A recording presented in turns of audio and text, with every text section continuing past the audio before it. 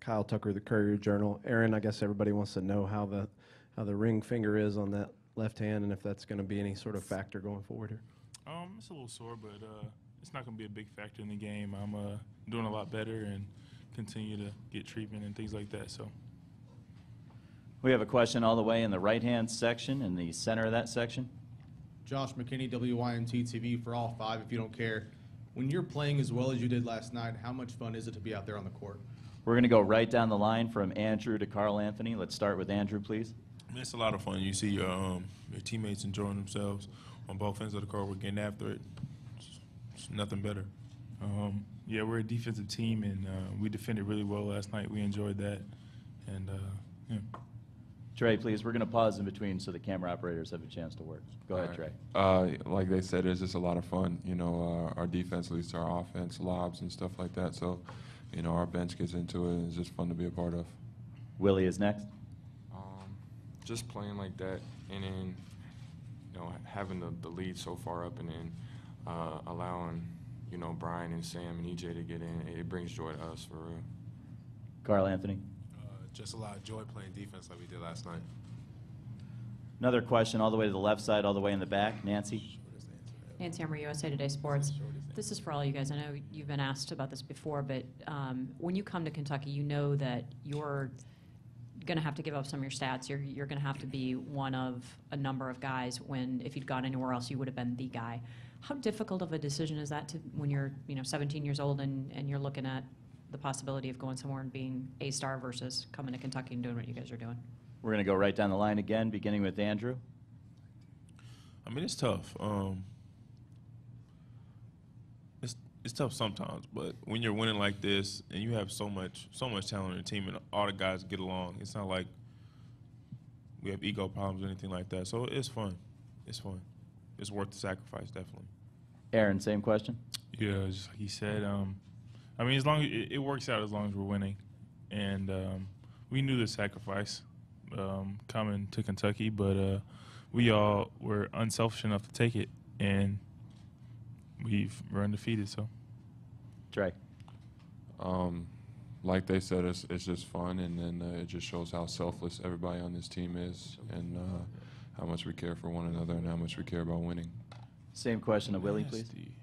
You know, you just gotta trust in what coach is saying. You know, coming here, like he told every one of us straight up that, you know, you're not gonna be the man of the team. You're gonna have to sacrifice, and that's why, you know, we're able to play the way we are. It's because everybody bought in. Carl Anthony. Like they said, just buy into the program, buy into the process. We did a great job of just, you know, sharing the ball and sharing minutes, and coming out with the record we have right now, it looks like it was a big success. Stay in that same area to the left of the aisle. Jermaine. Jermaine Franklin, TSN. This question is for the Twins. Can you guys talk about how well you work together? And maybe a good question would be, what is it about your brother that makes you as good as you are on the court? Andrew first, then Aaron. It's a tough question. I never got that one before, but I mean, I don't know. He's a scorer, so you find him. He usually makes the open shot. You know he can make the big shot, so it's fun playing with him. And Aaron. Andrew, he just gets me involved. Not only me, but the rest of these guys too. So just a great point guard and just my brother, really. Looking for the next question. Kyle has another one. Right side of the aisle. Kyle Tucker, Courier-Journal, for all of you guys. It seems like all season you've talked about it. When you perceive that there's a team that is a challenge or a threat, you sort of rise to that. You guys are the top defense in the country. Notre Dame, maybe arguably the most efficient offense in the country. Is that one of those kind of things that stokes your competitive fire, I guess? We'll begin with Andrew again and come right down the line. Andrew. I mean, it's a good thing that we rise to the occasion. But I mean, like I said, Notre Dame is a great offensive team. It's going to be a big challenge. Aaron. Yeah, they're a good offensive team, and we're a great defensive team. So it should be a good little matchup, I guess. Trey, please. Like they said, you know, we're just going to have to lock down defensively and play up to competition and just, you know, raise our game. Willie. You know, like all three of these dudes say, you know, they're a great offensive team. We're a good defensive team. So we just got to stick to what we know and just play the game and let it come to us. And finally, Carl Anthony. Like they said, we just got to play great defense and just match them. If you have a question, raise your hand. We have one over toward the right side, all the way in the back. Tim Priester from Scout.com. This is for Trey, Willie, and Carl Anthony. Notre Dame hasn't doubled down on bigs all season when opposing teams get the ball down low. What have most teams done against you, and what happens when they don't double down on you guys? Trey first. Most teams have doubled down pretty much on the post when we give it to these guys or Dakar or Marcus, and then you know, when they haven't, it's pretty hard for them to stop, you know, our bigs one-on-one. Willie, please. Like Trey said, most teams, you know, double us in the post. But I mean, that opens up our guards. So, you know, when they don't, it allows us to establish an inside game and be able to work inside out. Carl Anthony. Like they said, they've been doubling a lot all year, but when they don't, they're able to establish the game down low. We also get to score more points inside. We're going to go all the way to the left, up against the wall. Mark Tracy from the New York Times. This is for anyone and everyone. Obviously, you guys like winning and are very good at winning and want the national championship, but listening to you guys, it also sounds like you enjoy playing good defense, playing unselfishly, seeing your reserves go into the end of games, and just being together. So I'm wondering if you can try to imagine 5 or 10 years from now, looking back on this season, do you think the wins are the things that are going to be foremost in your mind, or is there something else that you're going to remember liking the most about this season? We're going to ask Aaron and Carl Anthony to take that, please.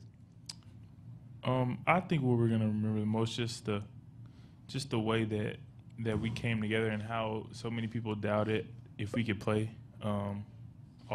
If Coach could put all this talent together and play together, and we could all sacrifice, and I think that's what I'm going to remember the most. Carl Anthony, grab the microphone and pull a little closer to you. Or lean in a little bit more. I remember most of just being with everybody, you know, just enjoying our time together, cherish the moments that we've had together on and off the court, and just being in each other's presence is going to be one of those things I'll take with me for the rest of my life. Moving to the center section toward the right side, though, Tim. Tim Worsinski from the Cleveland Plain Dealer. You guys talked about sacrifice a minute ago, about sacrifice being the man. Do you feel like you may have also sacrificed some of your NBA draft stock because you're not playing as many minutes, not getting as many stats? Is that something that's part of the equation for you? Tim, anyone in mind for that one, or all 5? All of them. All right, we'll start with Andrew and move our way down to Carl Anthony. No, I don't think so. We all are evaluated the same, and they come and watch practice and stuff like that. So it's not really affecting. I mean, it affects your numbers, but I think the teams up there can really evaluate you equally as everyone else. Yeah, just like Andrew said, you got to go out there, and if you play well, they're gonna evaluate you, and then it's not really about who's on your team or who's not on your team, but you have to enjoy winning. I think that's a big thing, and then at the next level too. Trey's next. Like they said, you know, they're going to be evaluated either way, and it doesn't matter how many minutes you play. And, you know, they look a lot at winning, and that's what we're doing. Willie? Yeah, like what Trey said, I think a lot of the upper level is all about getting wins and having competitors compete at all times. So I think that's what they evaluate a lot. And Carl Anthony. Like they said, we just, it hasn't hurt any of us. I mean, it's not about the minutes we get, it's about what we do with those minutes. We're on the left side, just to the right of the aisle. Kent Taylor, Wave TV in Louisville. Willie, are the nerves different as you move on from round to round? You played briefly last year in the Sweet 16, but as you played in the Sweet 16 now, last night, and you're going to get ready to play in your first Elite 8 game, is it a different set of nerves than any other game? Slightly, not that much, because at the end of the day, it's just another game, and it's just another step to where we're trying to be. And I got a great, group of guys that, just got my back at all times. So the nerve is just the game. It's not, the bigger picture. It's just that one game, and you got to take it one game at a time. We're all the way in the front and toward the left.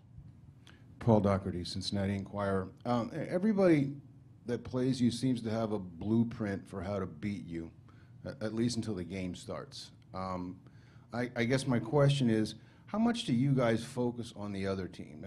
How much do you focus on the scouting reports, film study, game plan, what have you, as opposed to how much you just focus on yourselves and playing the way that you guys can play? Paul, is that for all student athletes? Yeah. Okay. Andrew, please, first.